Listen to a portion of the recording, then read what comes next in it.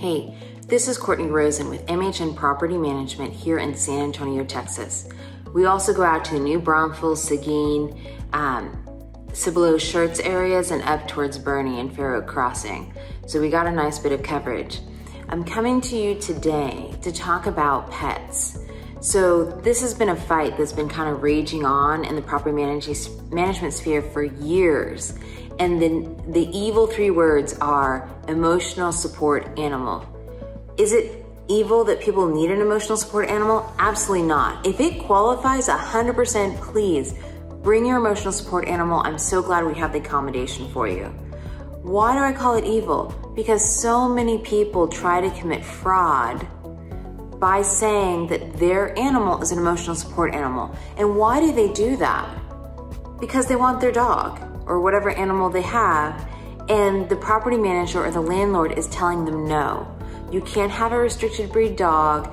You can't have, your guinea pig or your rodent or whatever it is. You can't have your puppy. You can't have a big dog. The owner said no pets. So what happens when an owner sets the property up as renting as no pets?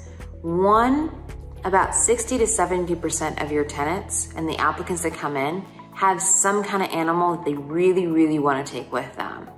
Okay, so you're gonna be eliminating a huge segment of your applicant pool that would otherwise be looking at your property. That's one problem.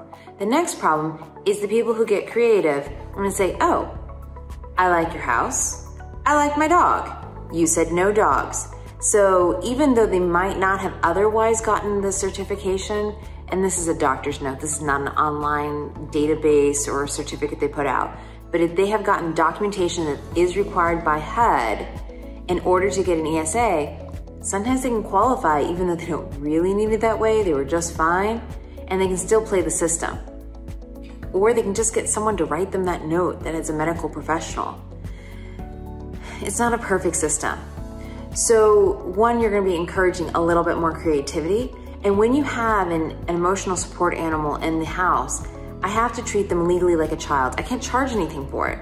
I can't offer you additional protections, right? Even if they're gonna damage the property.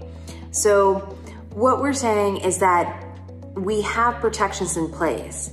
If you want, we recommend at least a small dog, but you can open it up to all animals. And what happens then? One, we're able to provide you a pet guarantee. For each animal that we approve for damage done to the property above the security deposit or security deposit insurance that we take, we're gonna give you additional $1,000. If they get two animals, it's additional $2,000 that will come out of pocket to help you open up your applicant pool while still limiting your liability and protecting your asset. And if you allow the animal, a lot of times people just pay instead of going through their hoops of trying to get it certified, or not certified, that's the wrong word. We're trying to get a doctor's note and pass through all the legal hoops to get it recognized as an emotional support animal. So don't cut off your clientele, your applicant pool. Make sure that you're getting the additional protection that we allow, and we're gonna take all those people and put them through a screening criteria and making sure that the best information is being provided and that we are making it harder to do that fraud for an animal. But you can also make it harder by just accepting the animal. That's my 2 cents here in San Antonio, Texas, in the metro area up to New Braunfels and Fair Oaks Range. Courtney Rosen signing off with MHN Property Management.